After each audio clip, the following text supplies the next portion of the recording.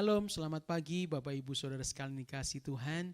Senang rasanya kita boleh bertemu kembali dalam ibadah kita pagi hari ini istimewa. Pagi hari ini kita beribadah untuk memperingati kenaikan Tuhan Yesus. Pada saat 40 hari setelah kebangkitan Tuhan Yesus naik ke sorga. Dan dia ada duduk di sebelah kanan Allah Bapa dan menyediakan tempat bagi orang yang percaya di dalam kerajaan sorga, sehingga orang yang percaya kepadanya tidak binasa tetapi beroleh hidup yang kekal. Kita mau siapkan hati kita pada pagi hari ini. Kita akan pujikan satu pujian, datang Roh Kudus, sungguh kau kurindukan.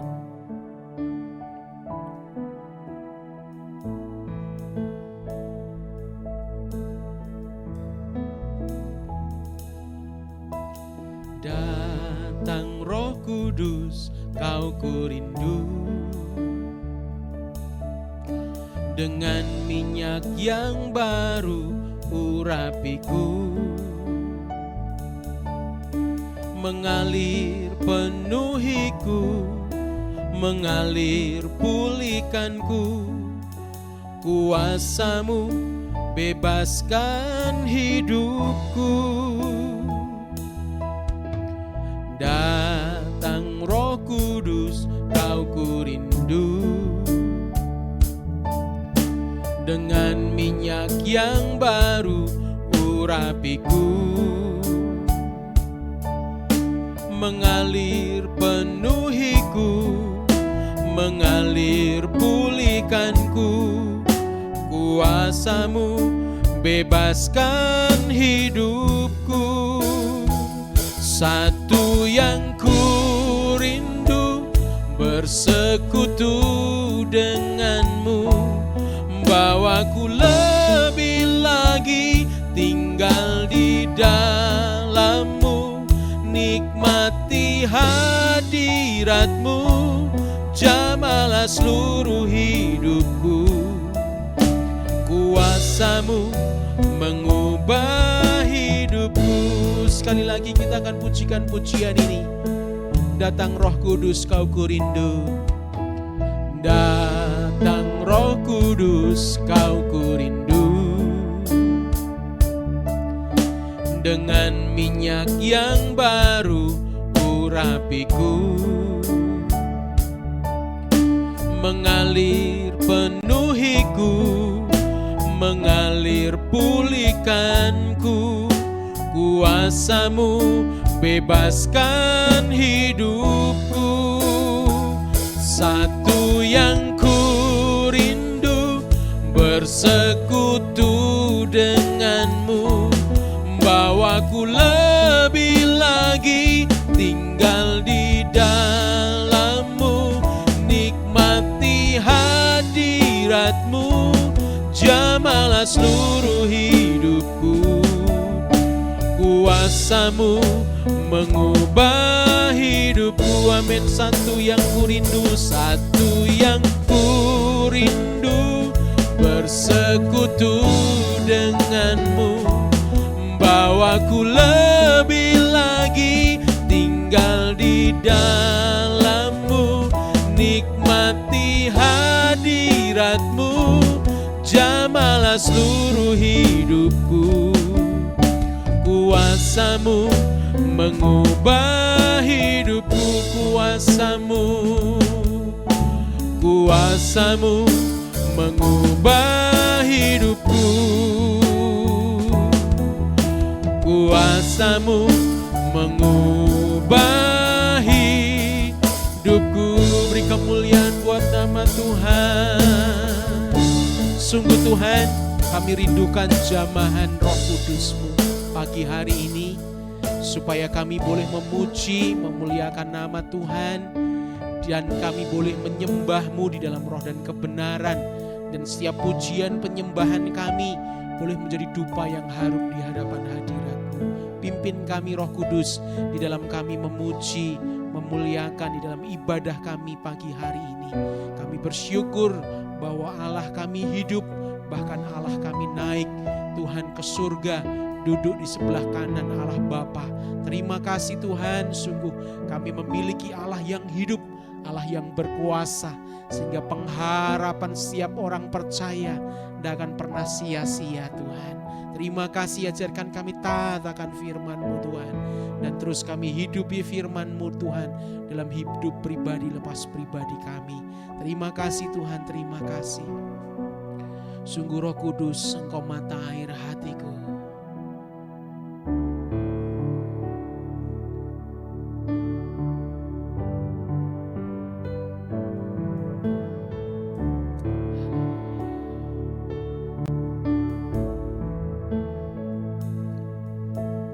Roh Kudus, mata air hatiku.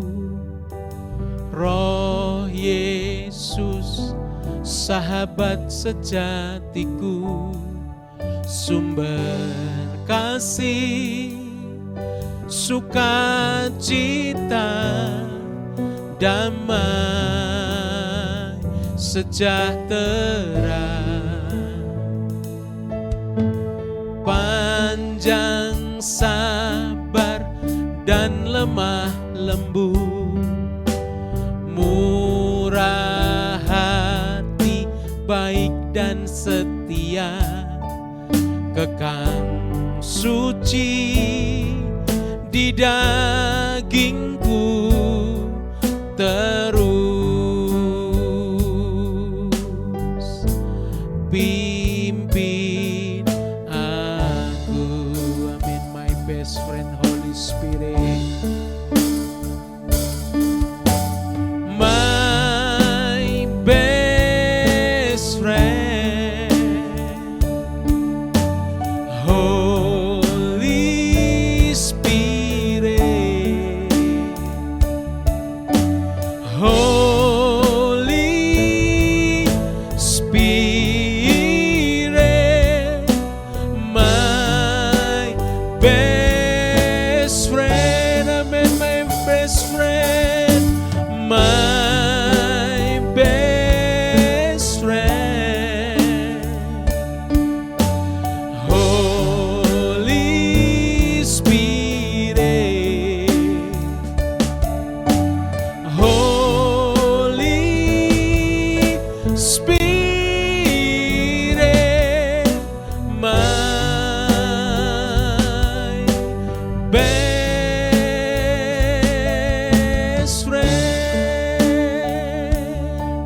Sungguh Roh Kudus, Engkau mata air hatiku.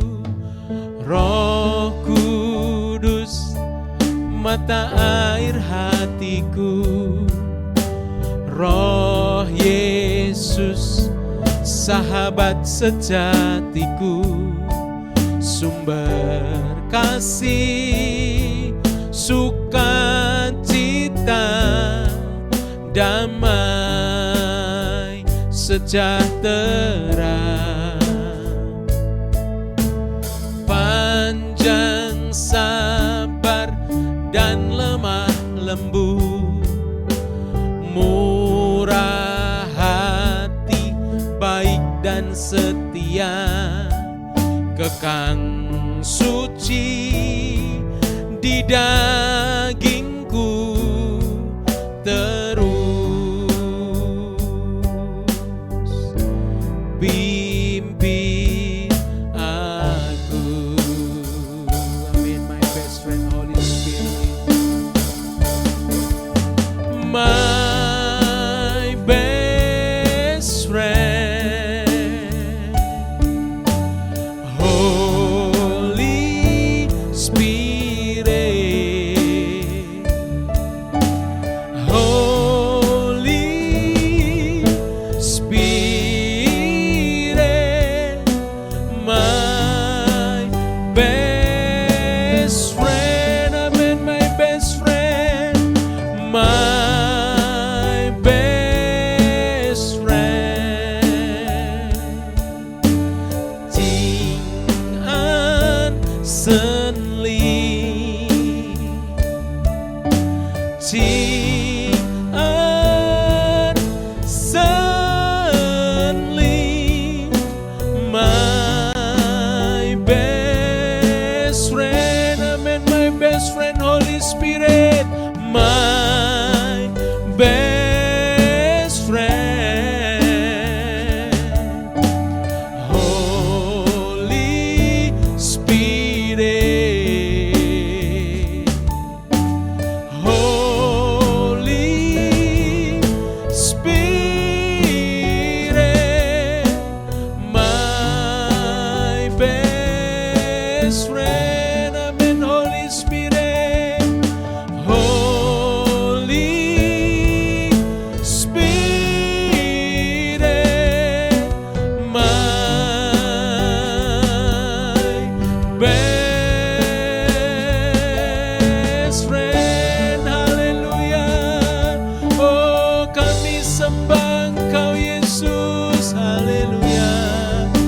Terpujilah namamu Tuhan kekal sampai selama-lamanya.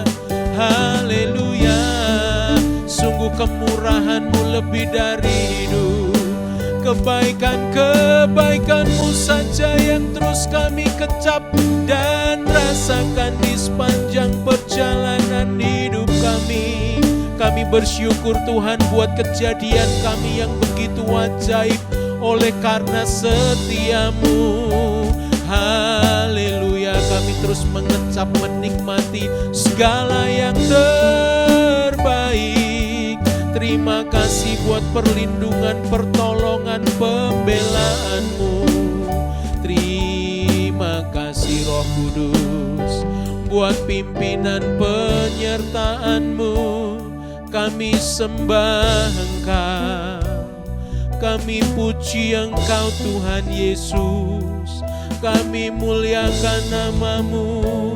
Haleluya, haleluya.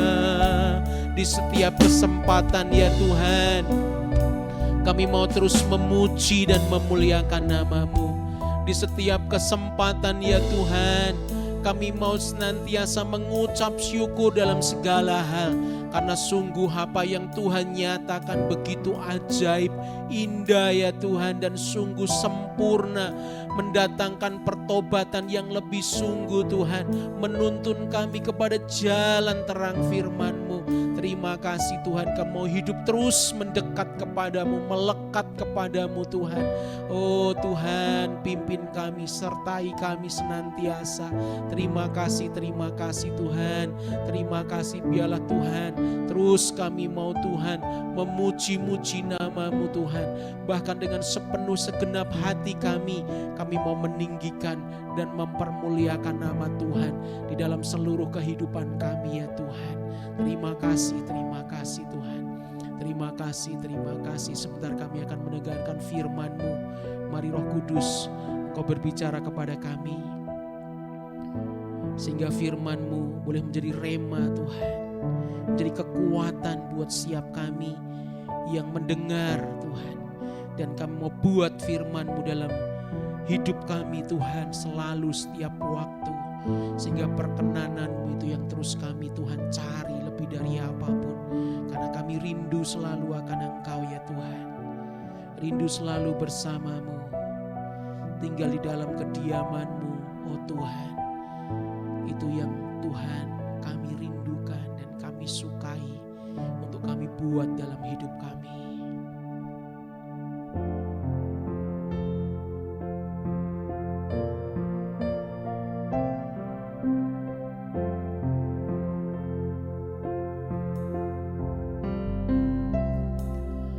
Rindu selalu bersama-Mu, tinggal di dalam kediaman-Mu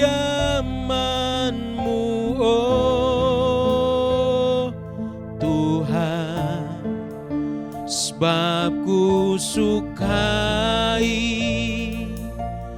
hadirat-Mu, tak ingin ku terpisahkan dekat dengan-Mu.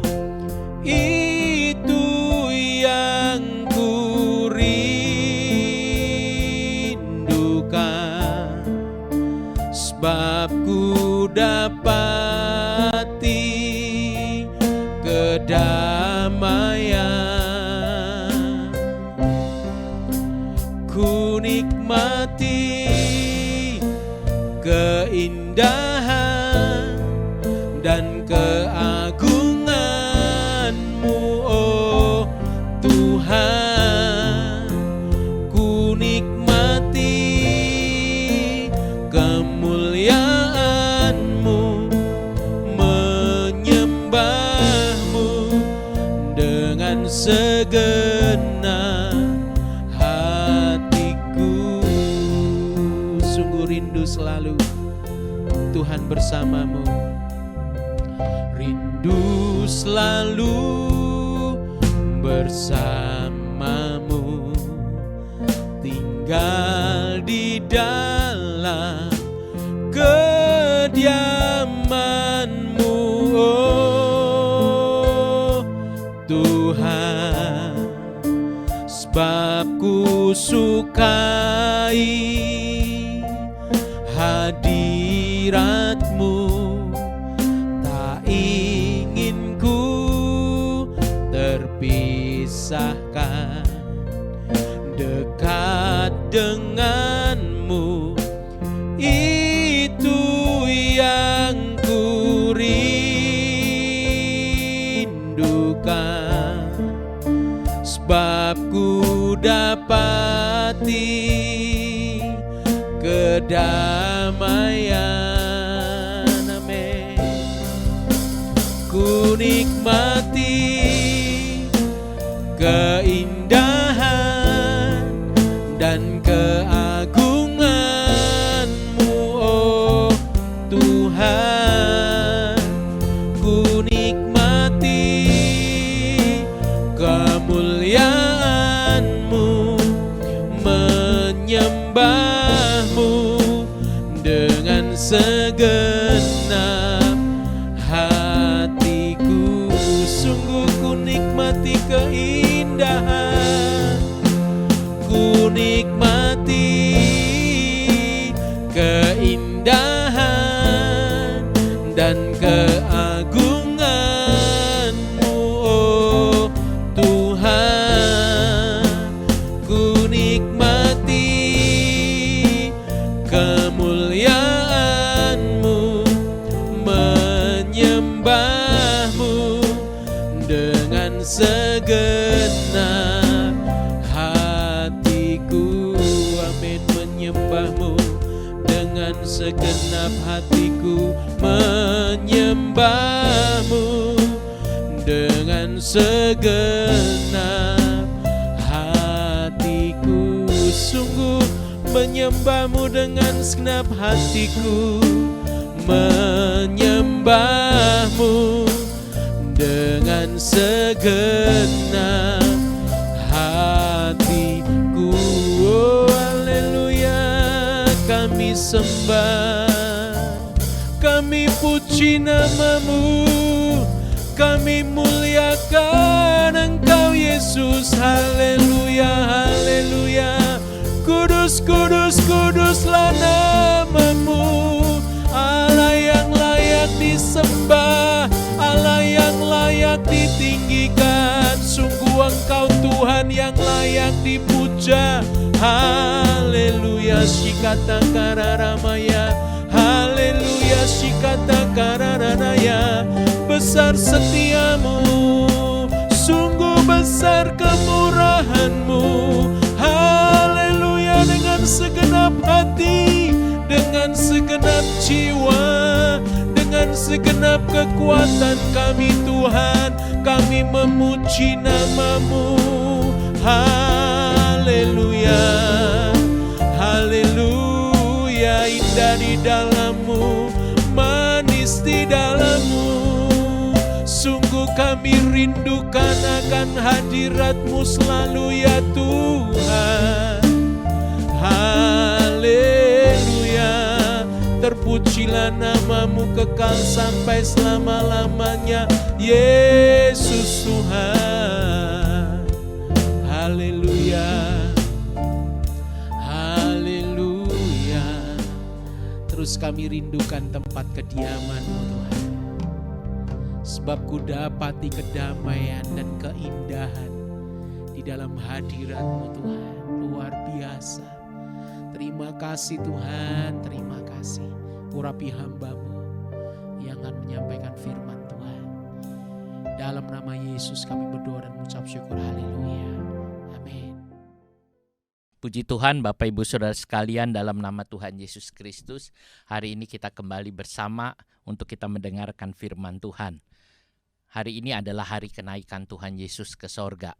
Kita akan mendengar firman Tuhan tentang sorga sebagai tanah air kita. Dalam Filipi pasal yang ketiga ayat 20-21. Karena kewargaan kita adalah di dalam sorga, dan dari situ juga kita menantikan Tuhan Yesus Kristus sebagai Juru Selamat yang akan mengubah tubuh kita yang hina ini sehingga serupa dengan tubuhnya yang mulia, menurut kuasanya yang dapat menaklukkan segala sesuatu kepada dirinya. Saudara, ada lagu yang baik untuk saya nyanyikan. Dulu sebetulnya lagu ini ada bahasa Indonesianya, tapi bahasa Indonesia saya cari tidak ketemu. Ini lagu bahasa Inggris. Ini lagu lama, saudara. Tapi saudara bisa tahu bahwa kata-katanya ini adalah bahwa dalam kerajaan sorga tidak ada air mata, tidak ada penderitaan, tidak ada sesuatu. Yang ada adalah kemuliaan dari Tuhan. Hari yang sangat mulia. Saya ingin menyanyikan satu nyanyian ini.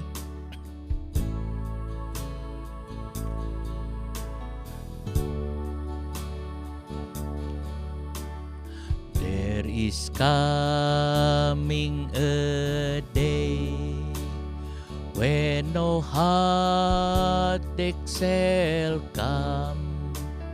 No more cloud in the sky, no more tear to dim the eyes. All is peace forevermore on that happy golden shore. What a day, glorious day that will be. What a day that will be when my Jesus I shall see, and I look upon his face, the one who saved me by his grace. When he takes me by the hand and lead me through the promised land.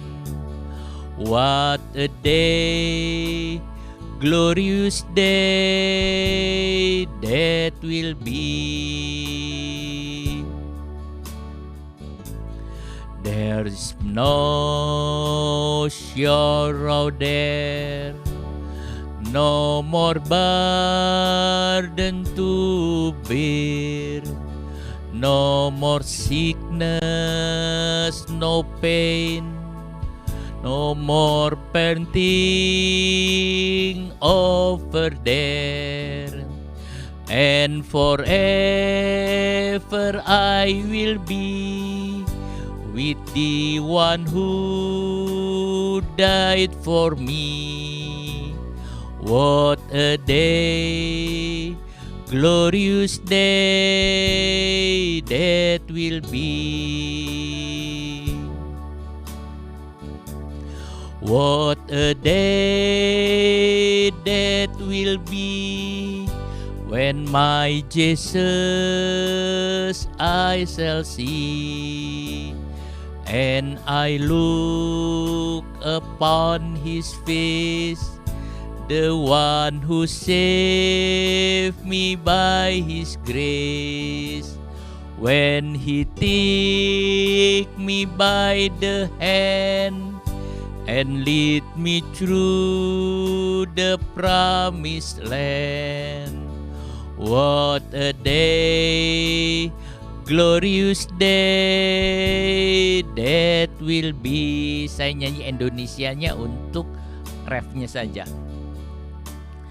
Hari yang termulia, berjumpa Tuhan Yesus, memandang wajahnya, Juru Selamat yang ku cinta. Dia pegang tanganku dan pimpinku sampai sorga. Sungguh hari yang termulia,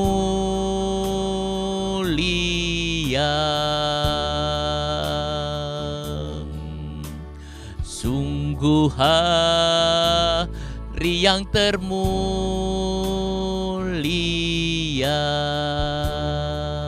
Saudara, ini hari yang termulia.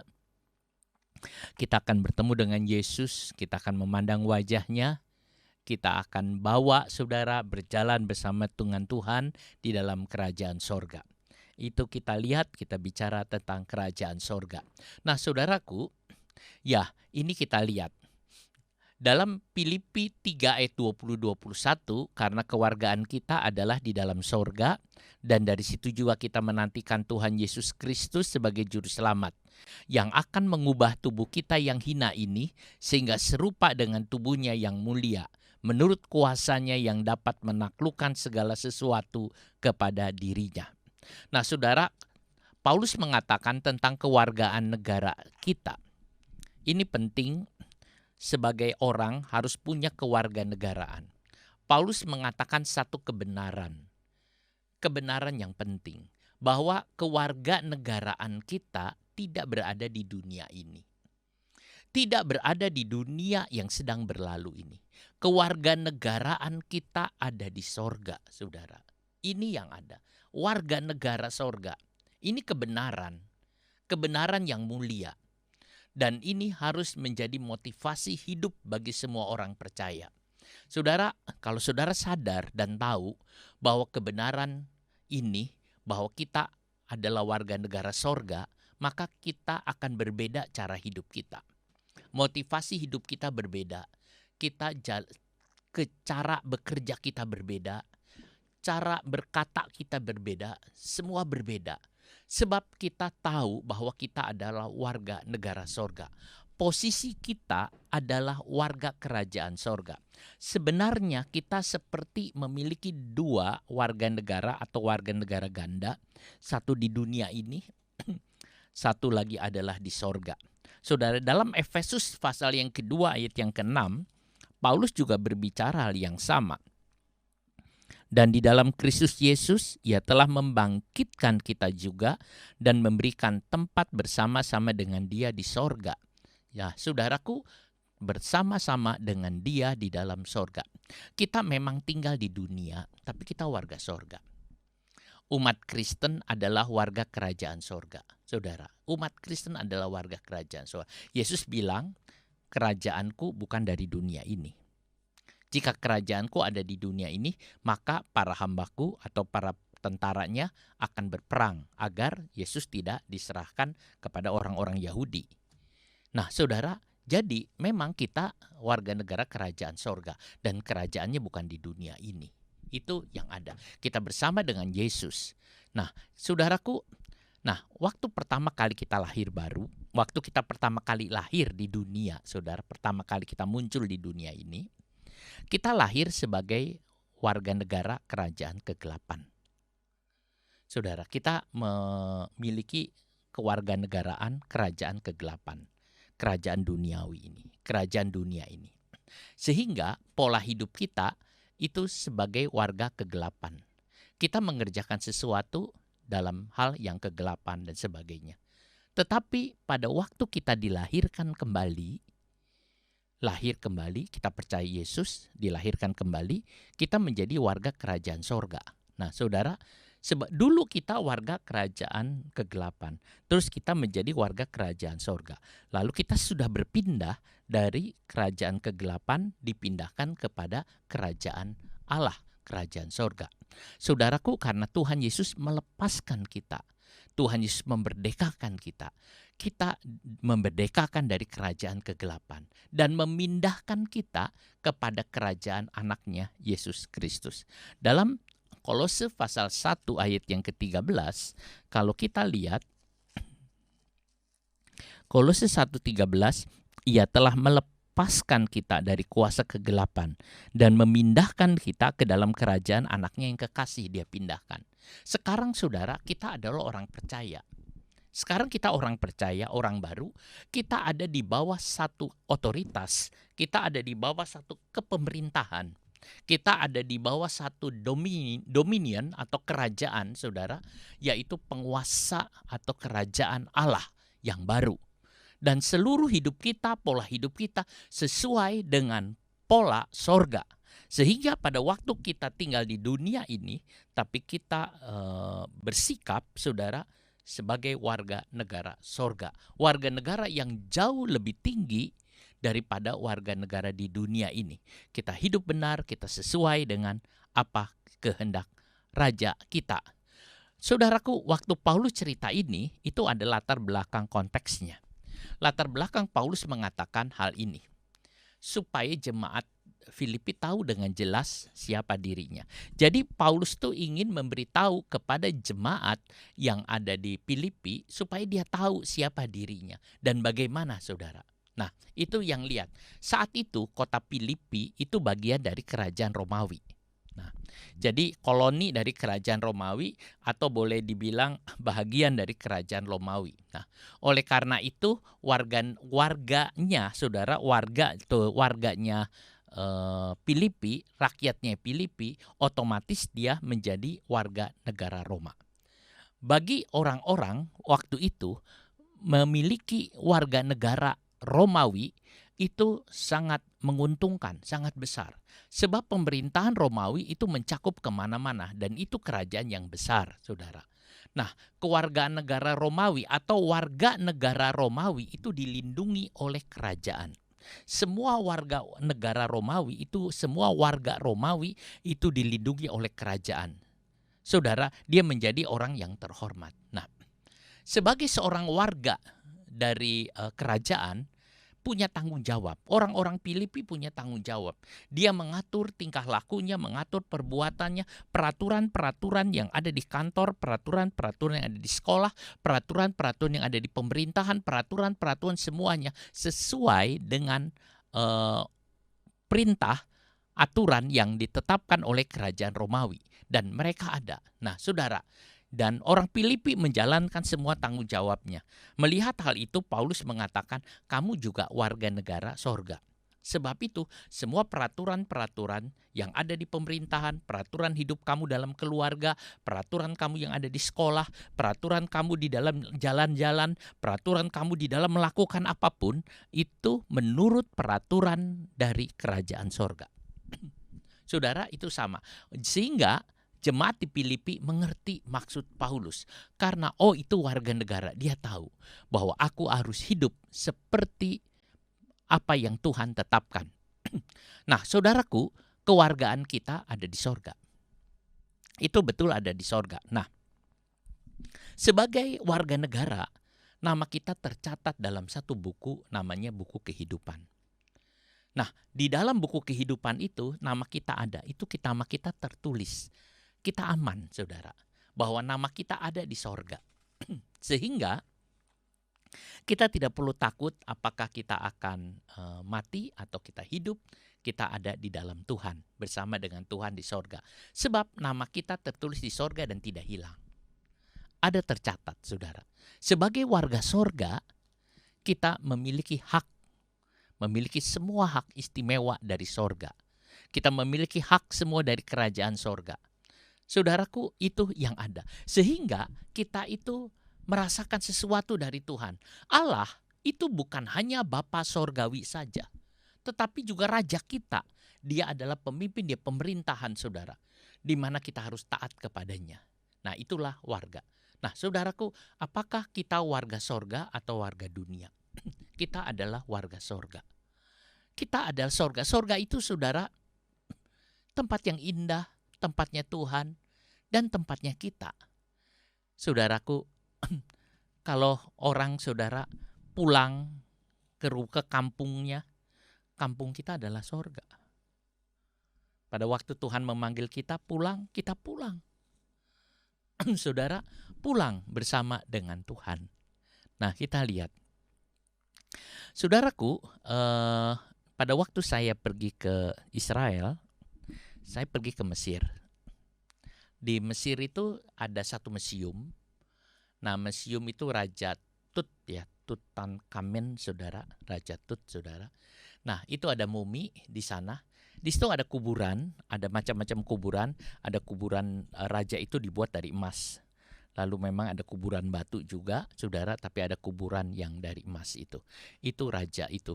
Lalu saudara, dalam penemuan, penggalian dan sebagainya, di kuburan itu ada banyak emas. Saya ngelihat ada kursi dari emas, ada barang-barang perkara-perkara dari emas. Itu ada di kuburan itu. Mengapa Raja Tut yang besar, Firaun yang besar ini menaruh emasnya di dalam kuburan? Karena dia merasa bahwa emas itu miliknya. Itu kursi itu miliknya. Jadi semua itu dimakamkan jadi satu. Karena itu milik aku. Saudara, sampai mati pun dia mau bawa emasnya. Sampai mati pun dia mau bawa kursinya. Sampai mati pun dia mau bawa barang-barangnya semua. Dia itu berkata, ini milik aku, tidak boleh diambil oleh orang lain. Saudara, Raja Firaun ini dia ingin yang ada di dunia itu menjadi miliknya. Saudara, itu yang ada. Tetapi waktu saya masuk ke Palestina, ke Israel, saudara, kita pergi ke satu kuburan. Kuburan itu kosong. Tidak ada apa-apa. Tidak ada emas, tidak ada perak, tidak ada kursi apapun. Bahkan mayatnya pun tidak ada, saudara. Itu adalah kuburan Yesus Kristus. Kuburan itu kosong. Waktu saya pergi ke Mesir, saya lihat hebat ya. Ini kuburan ini luar biasa. Semua dari emas. Hebat, saya bilang, luar biasa. Tapi pada waktu saya lihat kuburan Yesus, saya mengatakan ini lebih hebat lagi. Sebab tidak ada. Saudara, kenapa tidak ada semua? Waktu Yesus mati, saudara, dia tidak mengatakan bahwa masuk barang-barang yang milik aku. Tidak ada. Kenapa? Karena dunia bukan miliknya. Saudara, dunia bukan miliknya. Bahkan Yesus pun naik ke sorga. Dia tinggalkan dunia. Dia naik ke sorga. Dunia bukan tempat tinggalnya yang permanen dari kita. Saudaraku, saudara juga sama. Bahwa dunia bukan tempat tinggal kita yang permanen. Saudara jangan mau tinggal di dunia selama-lamanya. Kita harus naik ke sorga. Seperti Yesus naik ke sorga. Dia naik ke sorga, saudara. Itu adalah tempat kita dan tempat kita tinggal selama-lamanya. Saudara, itulah sebabnya kuburannya itu kosong. Saudaraku, itu yang ada. Beda dengan kuburan dari Firaun, Tut ini, saudara. Itu beda. Kita lihat, itulah orang-orang yang percaya kepadanya. Saudara pun, kita pun berlaku sama. Dunia ini bukan milik kita. Bukan harta kita. Kita hidup di dunia ini hanya sebagai penziarah. Artinya penziarah itu, saudara, kita seorang musafir. Tidak heran Petrus menyebut orang Kristen sebagai musafir-musafir, saudara. Ya, musafir-musafir yang bertebaran di mana-mana, kata Petrus. Saudara, sebab apa? Kenapa kita mengatakan dunia ini bukan harta kita? Sebab pada saatnya nanti, waktu Tuhan Yesus datang, dia akan memanggil keluar, saudara. Saudara, waktu Yesus datang, kuburan itu pecah. Lalu orang-orang kudus yang mati itu dia bangkit, dia bawa, saudara. Kita lihat, mereka yang telah tertidur di dalam Kristus, tubuhnya akan dibangkitkan dan menjadi mulia, serupa dengan tubuh Yesus Kristus yang telah dibangkitkan. Tuhan akan membangkitkan itu, saudara, dan itu yang ada. Jadi saudaraku, ini sangat indah sekali. Inilah pengharapan orang Kristen, inilah pengharapan dari rasul-rasul, ini pengharapan kita semua. Saudara, kita lihat. Lalu kemudian Paulus mengatakan, dari sana dan dari sana kita menantikan juru selamat, dan dari situ kita menantikan juru selamat. Kata dari sana ini membicarakan soal kewarganegaraan. Karena Paulus mengatakan kewarganegaraan kita dari sorga, lalu bilang dari sana, itu berarti dari mana? Dari sorga. Itu berarti dari mana? Dari warga negara. Dari sana, sebagai warga sorga, kita menantikan kedatangan juru selamat kita. Saudaraku, sebagai warga sorga, kita menantikan kedatangan juru selamat. Kita harus rindu akan kedatangan Tuhan. Kita harus semakin rindu akan kedatangan Tuhan. Semakin jalan, semakin tahun bertambah, semakin ke depan, semakin kita rindu akan kedatangan Tuhan. Apakah saudara rindu akan kedatangan Tuhan? Atau kita sudah lupa tentang kedatangan Tuhan? Saudara, apakah kita rindu? Sebetulnya itu Paulus mengatakan dari sana kita menantikan juru selamat. Saudara, waktu Paulus nulis surat di Filipi itu kira-kira mungkin tahun 80-an, saudara, Masehi. Sekarang kita sudah 2021, jauh sekali bedanya. Saudaraku, kita sudah mendekati lagi, Tuhan datang. Semakin rindu, mari saudara kita semakin mencintai Dia, karena Dia mau datang kembali, Yesus Kristus. Kemudian Paulus berkata kepada jemaat ini, dia berkata, karena kewargaan kita adalah di dalam sorga. Nah, citizenship is in heaven, karena kewargaan kita dalam sorga. Dan dari situ juga kita menantikan Tuhan Yesus Kristus sebagai juru selamat. Nah, saudara, itu menantikan Tuhan Yesus. Dari situ juga kita menantikan Tuhan Yesus. Saudara, kata menantikan ini yang Paulus pakai di dalam nulisnya pakai teks Yunani ini adalah apekdekomai. Apekdekomai itu 3 kata loh saudara, yang digabung menjadi satu, yaitu apo ditambah ek ditambah dekomai. Sehingga sebenarnya ek itu keluar saudara, apo itu satu penekanan ya saudara, lalu dekomai itu satu kerinduan saudara. Sehingga Paulus memakai kata kerinduan yang kuat untuk menantikan kedatangan Tuhan Yesus. Jadi Paulus itu berkata begini, kalau saya pakai ayat itu, karena kewargaan kita adalah di dalam sorga, dan dari situ juga kita sangat rindu, amat sangat rindu menanti Tuhan Yesus Kristus sebagai juru selamat. Amat sangat rindu, kuat menunggu kedatangan. Paulus terus-menerus rindu akan kedatangan Tuhan. Dia terus-menerus rindu. Karena mengapa saya bilang terus-menerus? Karena kata apekdekoma itu ditulis dalam bentuk present, itu artinya terus-menerus. Paulus terus-menerus tiap hari, tiap kali dia rindu akan kedatangan Tuhan. Ini yang menjaga kerohaninya tetap stabil. Mengapa saudara Paulus rohaninya tetap stabil dan kuat? Karena pandangan matanya tidak lepas kepada kedatangan Yesus. Pandangan matanya tidak lepas kepada Tuhan Yesus. Kalau pandangan mata kita tidak lepas akan Tuhan Yesus, akan kedatangan Yesus kedua, rohani kita akan tetap kuat saudara. Mengapa rohani kita lemah? Mengapa rohani kita turun saudara? Itu penyebabnya adalah pandangan mata kita sudah beralih dari pandangan kepada Kristus menjadi pandangan yang bukan saudara. Biar pandangan kita tetap kepada Kristus. Supaya apa? Supaya kita kuat terus di dalam Tuhan. Perkataan yang paling indah dalam kekristenan saudara apa? Kedatangan Yesus. Kalau orang tanya apa perkataan yang paling indah? Memangnya banyak. Ada orang mengatakan anugerah. Betul, kata anugerah itu indah. Tapi bagi orang yang sudah di dalam Kristus, perkataan yang paling indah adalah Yesus datang kembali. Itu perkataan yang paling indah. Yesus akan datang kembali. Itu perkataan yang paling indah.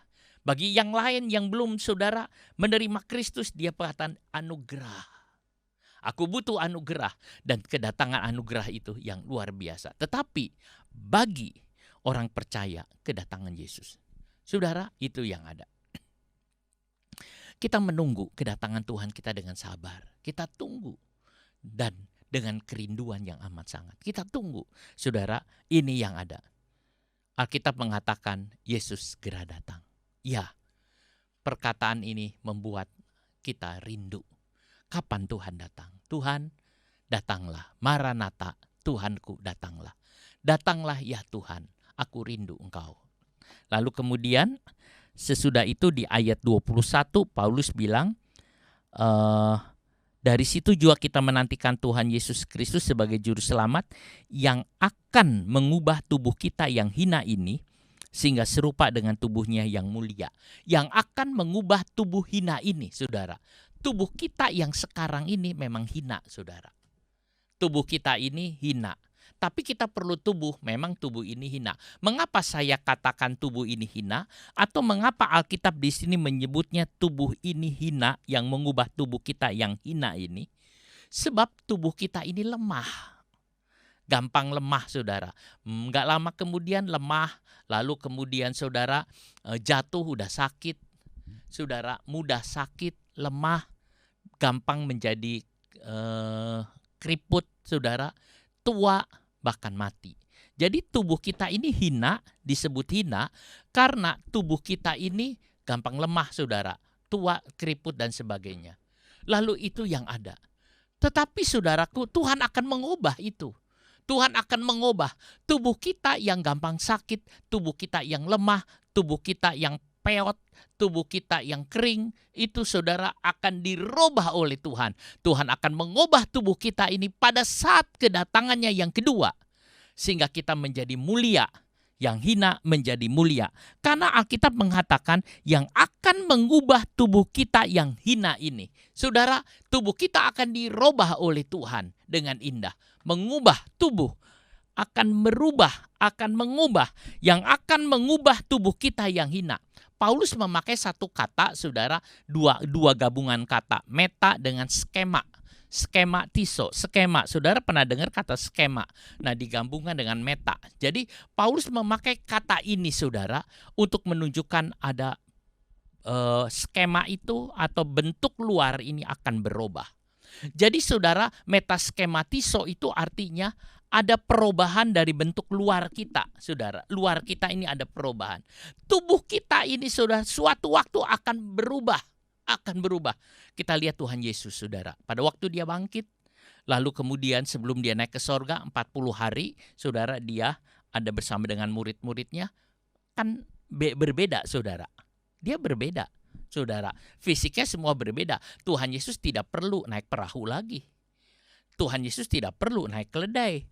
Tuhan Yesus tidak perlu makan. Tuhan Yesus bisa datang secepat itu, langsung masuk ke rumah yang tertutup. Dia dalam hal yang berbeda, saudara.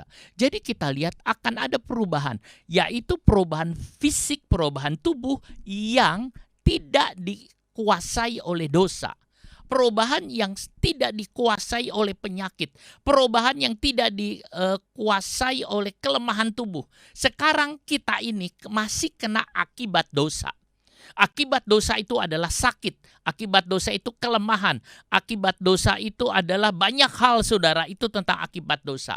Pada waktu itu dirubah oleh Tuhan, tubuh itu yang mengalami metasematiso, saudara, tubuh ini berubah menjadi tidak pernah sakit. Tidak ada sakit. Sebab tidak ada dosa, saudara.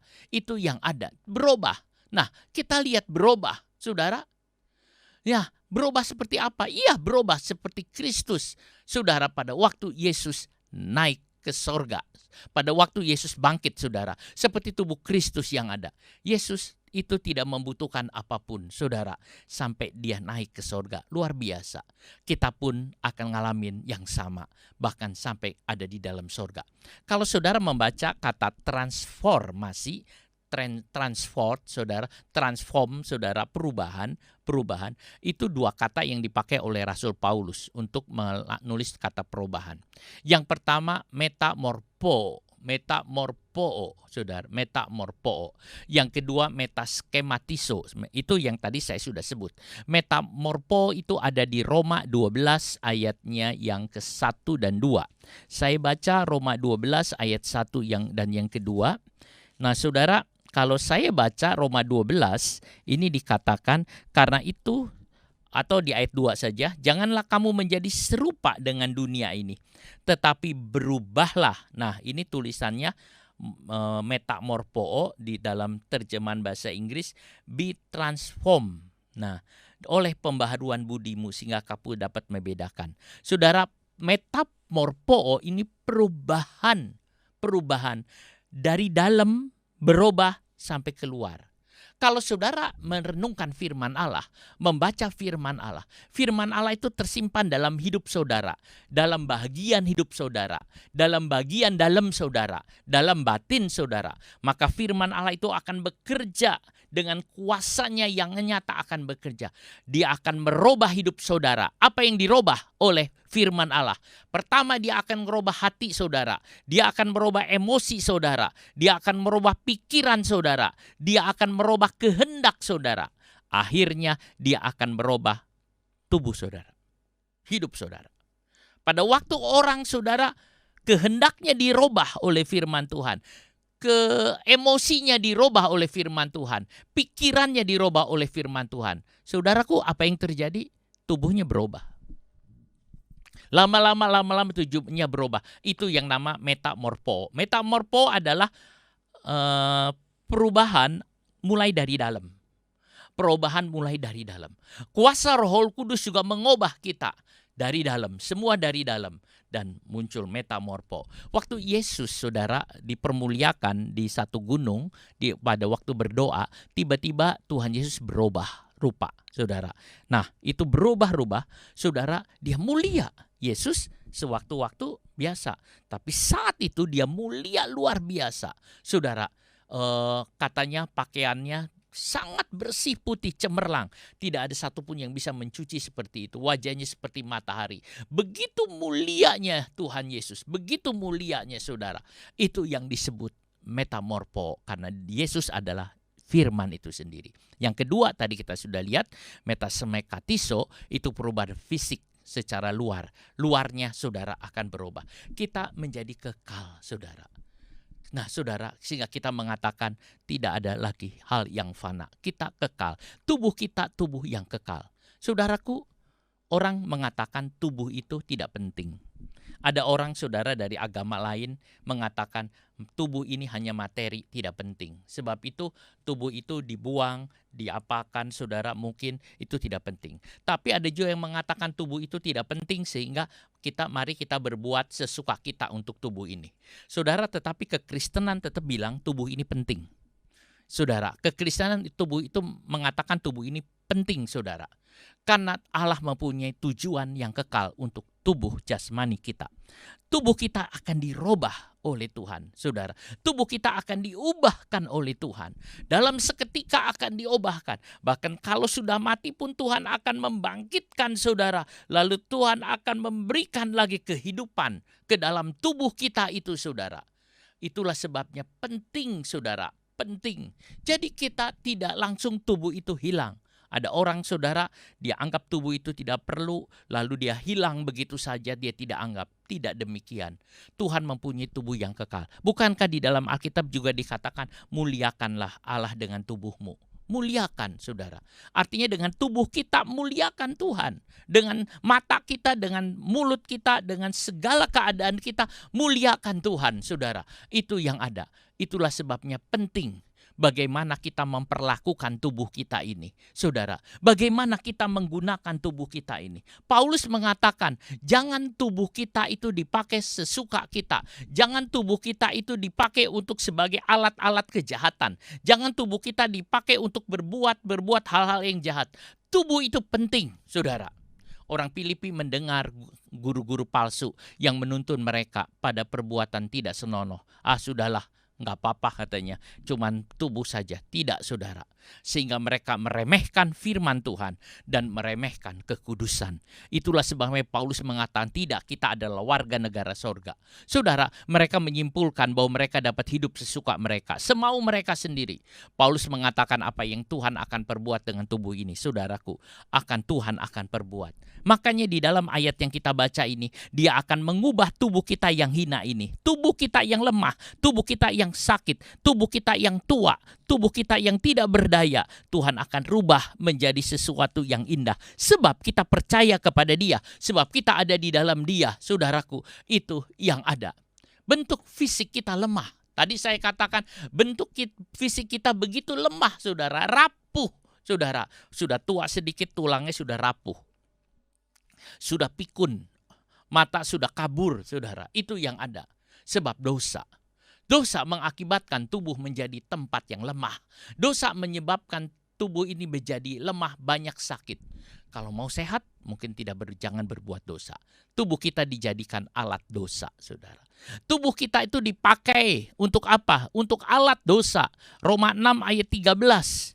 Di dalam Roma 6 ayat yang ke-13 dikatakan, dan janganlah kamu menyerahkan anggota-anggota tubuhmu kepada dosa untuk dipakai sebagai senjata kelaliman, tetapi serahkanlah dirimu kepada Allah sebagai orang-orang yang dahulu mati, tetapi yang sekarang hidup, dan serahkanlah anggota-anggota tubuhmu kepada Allah untuk menjadi senjata-senjata kebenaran. Serahkan anggota tubuhmu kepada Tuhan untuk dipakai sebagai senjata kebenaran. Tubuh ini tidak jahat. Yang jahat siapa yang menggunakannya. Kita serahkan kepada Tuhan. maka Tuhan akan memakai tubuh ini untuk sesuatu yang baik, saudara. Nah, saudara, caranya seringkali Tuhan mengatakan pikul salib. Itu sebenarnya untuk mengalahkan keinginan daging, saudara. Maka supaya tubuh ini tidak akan berbuat yang jahat. Tapi kalau tubuh diserahkan kepada Tuhan, maka tubuh saudara akan dipakai untuk kemuliaan nama Tuhan. Tubuh yang hina adalah tubuh yang membusuk. Tubuh yang hina adalah tubuh yang mati. Tetapi harinya akan tiba.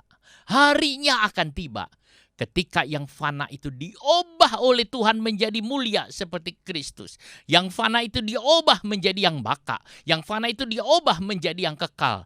Ini penghargaan. Ini pengharapan orang Kristen, saudara. Tuhan akan rubah semua yang fana itu menjadi yang kekal, saudara. Tubuh kita yang membusuk, yang mati ini, Tuhan akan rubah, saudara. Hidup ini indah, tidak akan ada kematian di dalam diri orang percaya. Saudaraku, kita akan dibentuk seperti tubuh kemuliaannya sendiri. Kita dibentuk dengan satu pola contoh, yaitu kemuliaannya Tuhan sendiri. Ini akan terjadi pada semua orang. Pada semua orang yang percaya kepada Tuhan Yesus. Tidak lama lagi hal itu akan terjadi, saudara. Sebentar lagi kita akan menjadi seperti Kristus. Tidak sakit, tidak ada yang bengkak, tidak ada yang matanya redup, tidak ada yang lemah. Kita kuat di dalam Tuhan. Tubuh ini Tuhan buat seperti itu, saudara. Paulus menyinggung tentang tubuh saja di dalam Filipi pasal yang ketiga ini. Dia tidak menyinggung tentang roh karena dia sudah singgungnya di tempat yang lain. Tetapi untuk ini dia menjelaskan tentang bagaimana Tuhan mengubah tubuh ini menjadi tubuh yang indah, tubuh yang baru, tubuh yang luar biasa ini. Saudara, 1 Korintus 12 ayat yang ke-13. 1 Korintus 12 ayat yang ke-13. Sebab dalam 1 Korintus 12.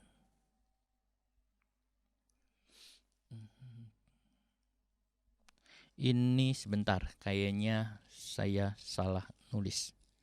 1 Korintus.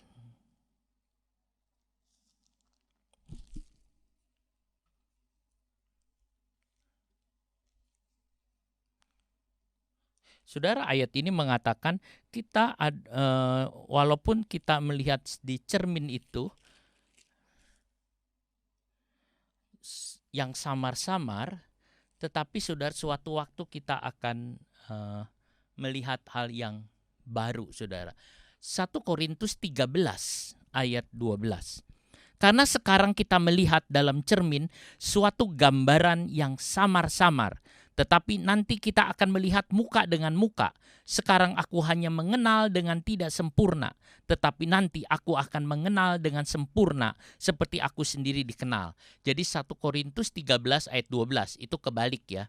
Nah, saudara, karena sekarang kita melihat dalam cermin suatu gambaran yang samar-samar, sekarang kita lihat sesuatu yang samar-samar. Tetapi nanti kita akan melihat muka dengan muka.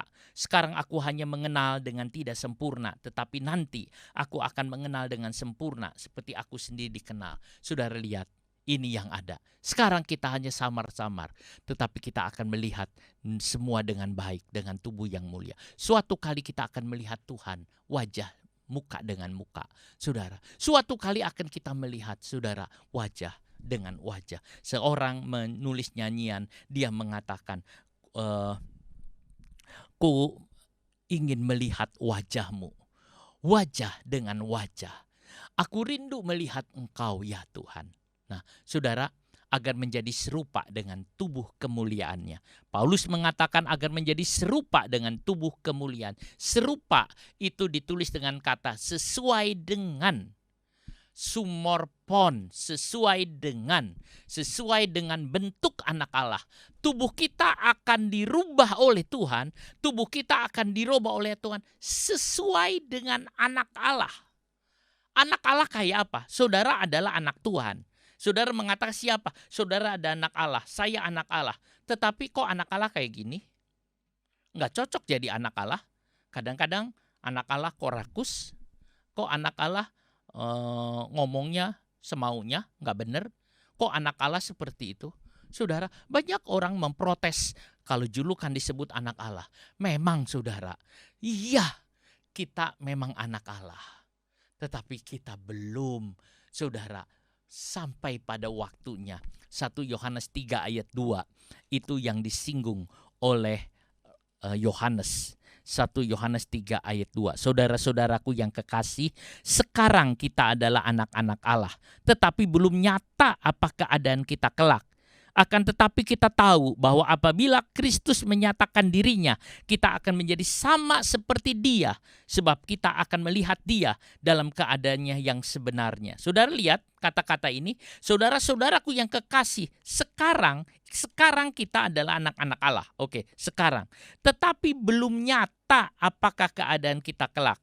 Sekarang kita anak-anak Allah, tetapi kita belum nyata. Di dalam terjemahan Inggris katakan belum dinyatakan. Nah, saudara, belum nyata kita seperti apa. Nah, saudara, akan tetapi kita tahu bahwa apabila Kristus menyatakan dirinya, kita menjadi sama seperti Dia. Tubuh kita seperti ini tidak cocok menjadi anak Allah dengan tubuh yang lemah. Tidak cocok menjadi anak Allah dengan tubuh yang gampang-gampang atau yang rapuh seperti ini.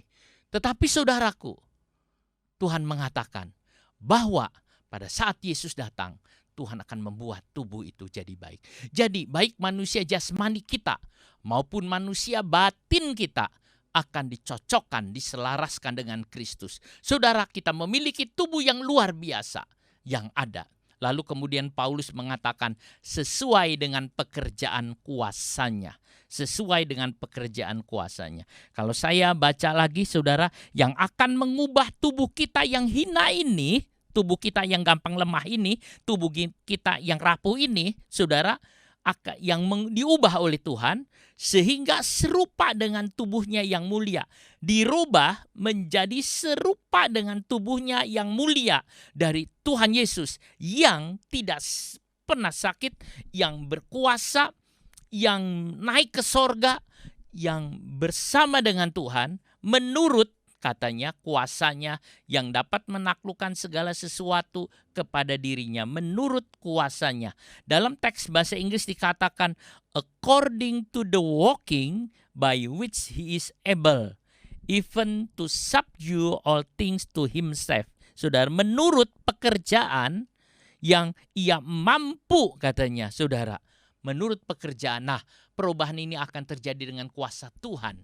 Di sini ada dua kata yaitu pekerjaan. Ditulis dengan nama energi, energios. Saudara, apa energi? Kalau kita makan sesuatu, saudara, maka energi itu akan muncul. Kalau kita makan obat, saudara, maka obat itu akan bereaksi dalam diri kita. Itu adalah energi, saudara. Pada waktu kita mendapat sesuatu, maka kita dapat kekuatan dari Tuhan. Dan itu yang akan bergerak, yang akan merubah. Apa energi yang saudara makan tiap hari? Firman Tuhan, doa, persekutuan dengan Tuhan. Itu adalah energi pekerjaan Tuhan yang akan merubah kita. Dan dunamis merubah, saudara, dari kuasa Tuhan merubah hidup kita menjadi indah luar biasa. Energi bekerja di dalam, dunamis tampak dari luar. Sehingga luar dalam sudah menjadi seperti Kristus. Dalam kita indah, luar kita juga, saudara, juga indah. Saudaraku, kata meta,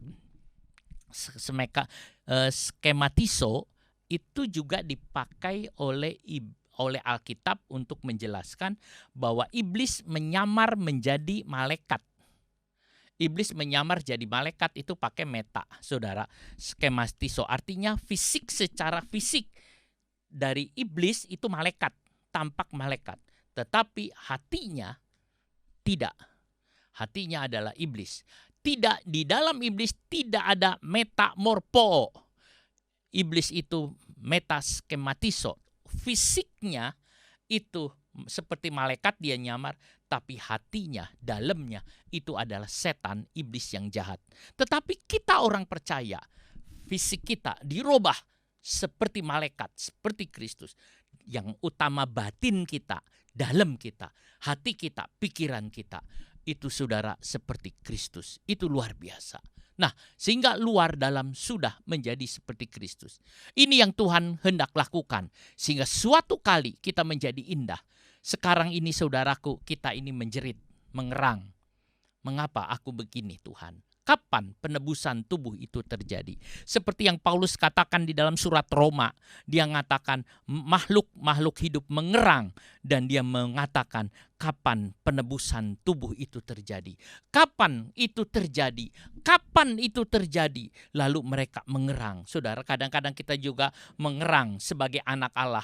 Mengapa aku kok begini? Mengapa aku begini? Tidak sesuai dengan anak Allah. Enggak cocok dengan anak Allah.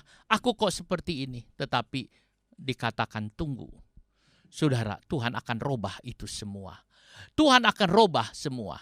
Lalu kemudian Tuhan mengatakan, Paulus mengatakan menaklukkan segala perkara kepada dirinya. Dirinya itu yaitu Yesus, saudara, menaklukkan semua, segala kuasa akan takluk kepadanya. Lalu dikatakan ada kata menaklukkan, tunduk dengan sukarela. Tidak ada satu kuasa pun yang tidak rela tunduk kepada Yesus Kristus. Tidak ada satu kuasa atau kekuatan apapun. Tidak ada satupun. Mau iblis, mau malaikat, mau otoritas, mau kuasa apapun. Tidak. Mereka akan tunduk dengan sadar. Sebab Allah atau Tuhan Yesus itu adalah yang jauh lebih besar dari siapapun. Jauh lebih besar dari segalanya. Dan itu luar biasa. 1 Petrus 3 ayat 22. 1 Petrus 3:22, yang duduk di sebelah kanan Allah setelah ia naik ke sorga sesudah segala malaikat, kuasa dan kekuatan ditaklukkan kepadanya.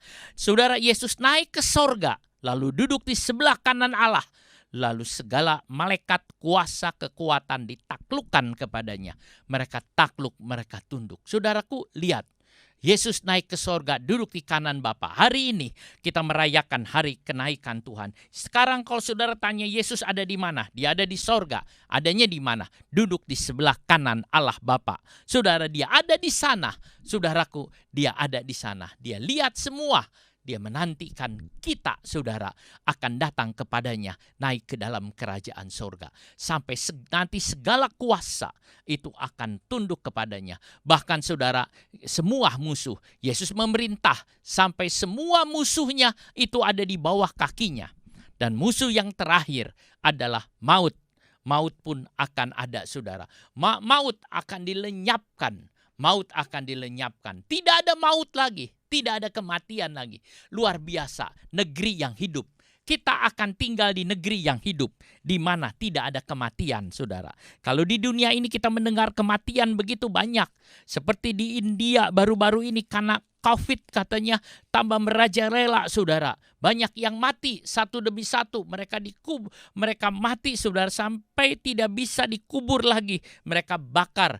Sampai tidak bisa dikremasi lagi. Mereka bakar semua, saudara.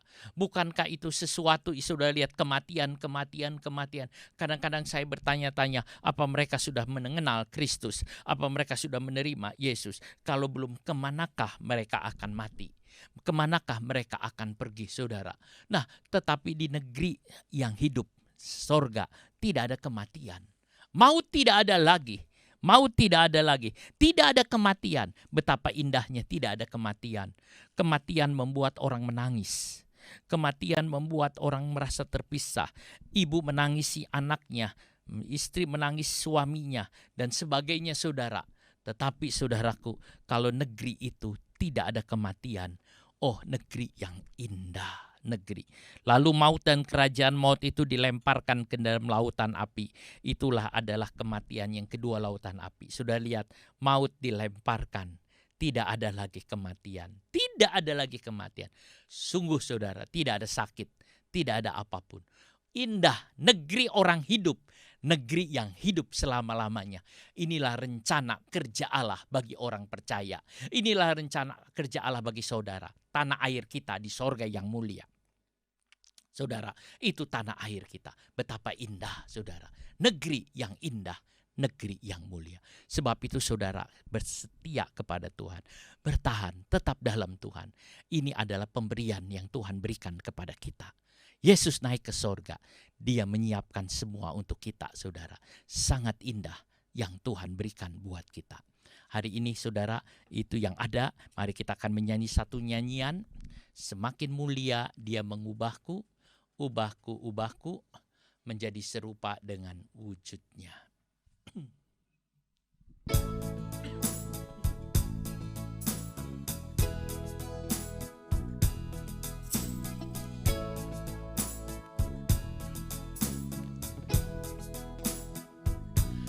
semakin mulia Dia mengubahku.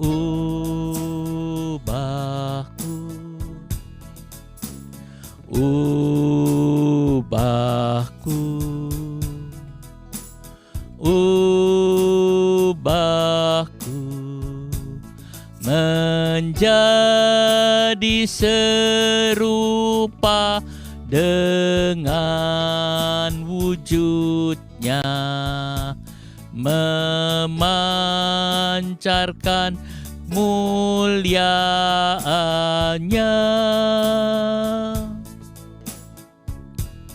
Dia ubahku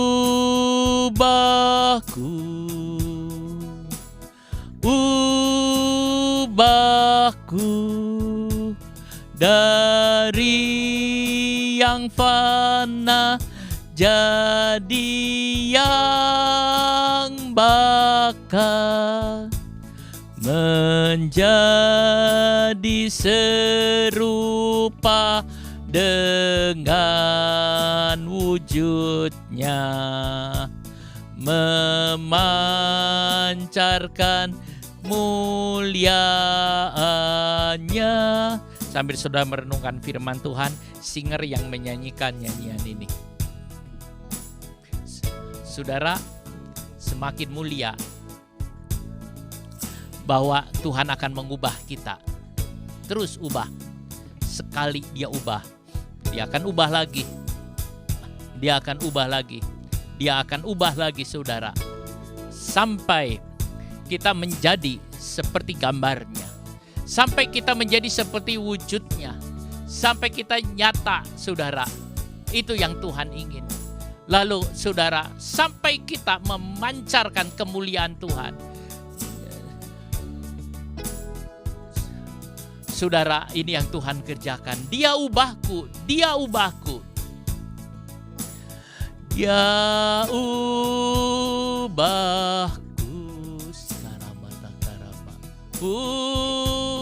Ubahku dari yang fana jadi yang bakal. Saudara, menjadi serupa dengan wujudnya, dengan wujudnya, memancarkan kemuliaannya. Dia ubahku. Haleluya. Saudara akan dirubah oleh Tuhan. Tuhan akan robah, saudara, percaya. Kata Paulus mengatakan di sini, tubuh kita yang hina ini, tubuh yang lemah, tubuh ini akan dirubah oleh Tuhan menjadi satu tubuh yang indah, tubuh yang baik, saudara, yang akan mengubah tubuh kita yang hina ini sehingga serupa dengan tubuhnya yang mulia, menurut kuasanya yang dapat menaklukkan segala sesuatu kepada dirinya. Saudara, biar ini menjadi kerinduan kita semua. Kita rindu, saudara, mengalami ini. Ingat, kita adalah warga negara sorga yang ada di dunia, yang memakai tubuh yang hina. Dan Tuhan akan merubah tubuh kita supaya sesuai dengan sorga yang mulia. Yesus naik ke sorga. Dia ada, duduk di sebelah kanan Bapa. Dia ingin mengubah saudara. Sebab itu biar kita mau berkata kepada Tuhan, Tuhan, ubah hidup kami supaya menjadi seperti gambar-Mu, Tuhan. Ubah hidup kami, Tuhan. Bapa di sorga, kami boleh ada di hadapan Engkau pada hari kenaikan Tuhan Yesus ke sorga.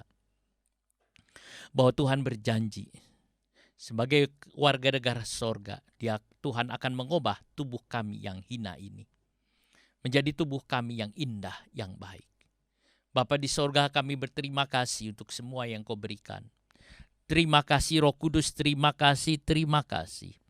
Tuhan Yesus, terima kasih. Sucikan kami Tuhan. Kuduskan kami ya Bapa. Tuhan, biar kami boleh jalan di dalam jalan terang-Mu. Tuhan Yesus, kami berdoa buat jemaat-Mu.